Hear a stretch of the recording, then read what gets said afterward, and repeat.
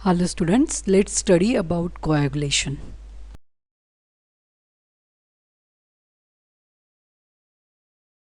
So coagulation is a mechanism of the hemostatic mechanism, that is to stop the bleeding. Hem means blood and static means to stop. So the clot, which is composed of network of fibrin threads and cells like RBC, WBC and platelets and plasma, adhere to the vascular opening. Therefore it adheres to the opening and then it prevents blood loss. So now what are the steps? So there are mainly three steps. So after the damage of the vascular tissue, thromboplastin is released. So thromboplastin converts prothrombin into thrombin, then thrombin converts fibrinogen into fibrin, and then fibrin monomer forms fibrin polymer when they all come together, and then with the cells it forms clots. So all these coagulation factors are in inactive state when it is in the fluids blood, but when the damage to the vessel takes place, the clotting factors, that coagulation factors, get activated and then they convert one inactive factor into the active factor. Now we'll see coagulation factors. So there are total 13 in number. So they are by Roman numbers. So first fibrinogen, second prothrombin, third tissue thromboplastin, fourth calcium, fifth labile factor, sixth name is not given, seventh stable factor, 8 anti-hemophilic factor, 9 Christmas factor, 10 Stewart power factor, 11 plasma thromboplastin antecedent PTA, 12 Hegman factor, and 13 fibrin stabilizing factor, that is FSF. So these are total 13 factors in the coagulation process involved for the clotting of the blood and to stop the bleeding when the blood is oozing from the blood vessel, so that there should not be more blood loss.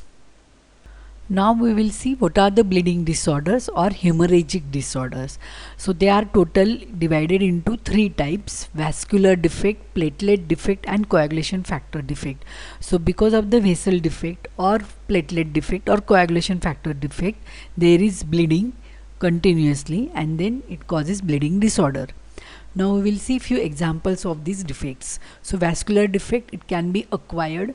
So it can be in infection like bacterial infection, typhoid, tuberculosis, or viral infection like chicken pox, rubella, measles, the pox, or because of the drugs or because of the vitamin C deficiency like scurvy.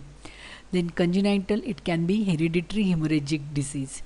In platelet defect, it can be qualitative or quantitative. So qualitative can be congenital, like platelet disorders seen in congenital disorder like Glassman's disease, Bernard-Soulier disease, or Gray platelet syndrome.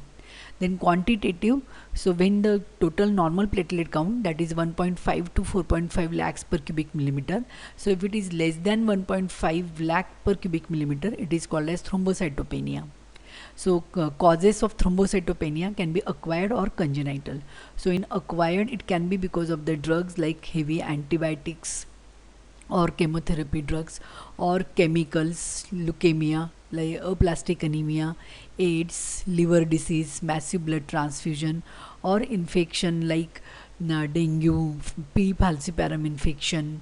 Then in congenital, it can be TORCH group, that is toxoplasma, rubella, cytomegalovirus and herpes or syphilis, and then congenital leukemia.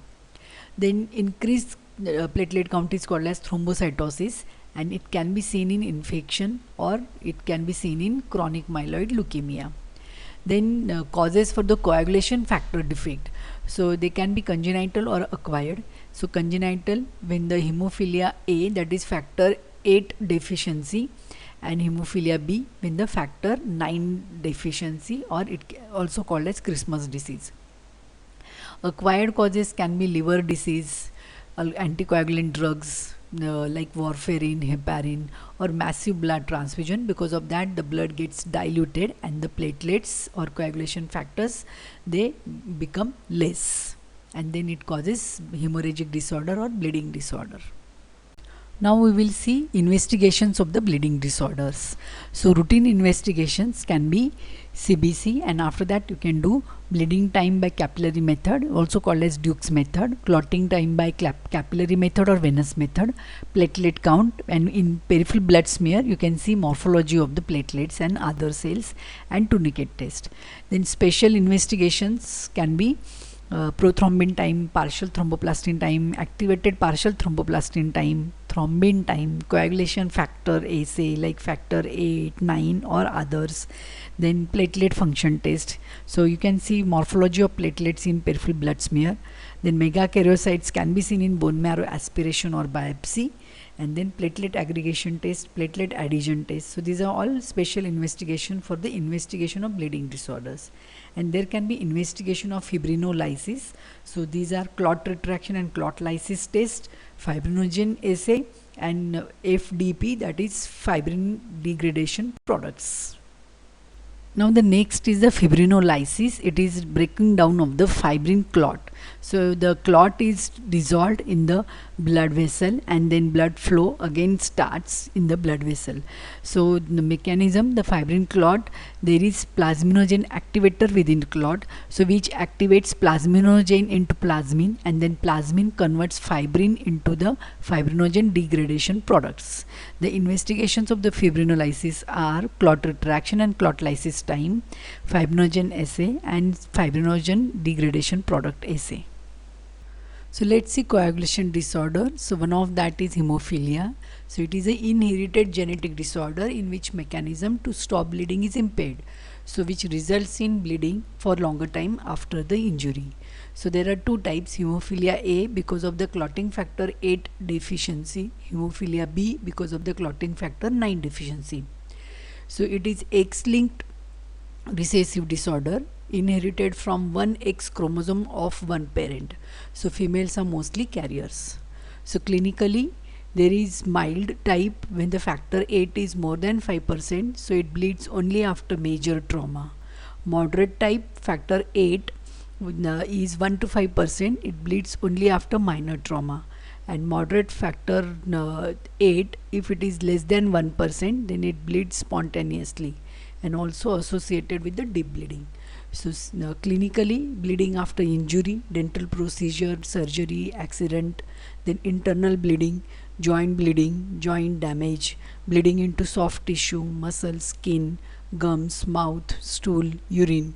So complications are deep bleed in muscles causes swelling, pain, numbness in limb. Joint bleed causes hemorrhosis. Then intracranial bleed causes loss of consciousness, brain damage, death. Investigations: coagulation profile, clotting factor is prolonged, prothrombin time is normal, APTT is increased, clotting factor 8 or 9 low. Treatment: hemophilia A, clotting factor 8 is given, hemophilia B, clotting factor 9 is given. Von Willebrand's disease, it is most common hereditary disorder due to qualitative or quantitative defect in von Willebrand's factor VWF. It is a larger fraction of factor 8, so it is factor 8 VWF complex which circulate in blood. The function of it is coagulation and platelet adhesion. It is synthesized in endothelial cells, megakaryocytes and platelets. So clinically in that disease, the spontaneous bleeding from mucous membranes and from wounds. Types: type 1 most common, mild moderate decrease in von Willebrand factor 50%. Type 2 it is less common, so VWF is near normal. Type 3 it is rare, so VWF is not detectable and low factor 8. In treatment, cryoprecipitate or factor 8 concentrate should be given. Investigation: platelet count normal, platelet aggregation with ristocetin is defective, bleeding time prolonged, plasma VWF factor is reduced and factor 8 is also reduced. Let's see DIC, disseminated intravascular coagulation. So it is thrombohemorrhagic disorder in some systemic diseases.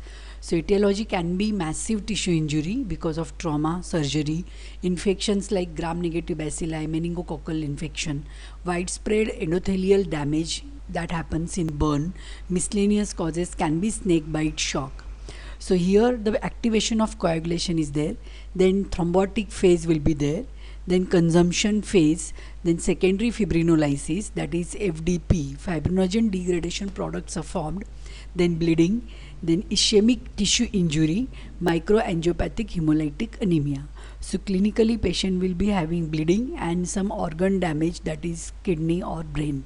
So investigation profile, platelet count is low, PBS shows RBC cystocytes, fragmented RBCs. Then coagulation profile like PT, APTT, TT are prolonged and FDP is raised, that is fibrinogen degradation products raised. Hope you find this session useful for your understanding and for your exams. Thank you.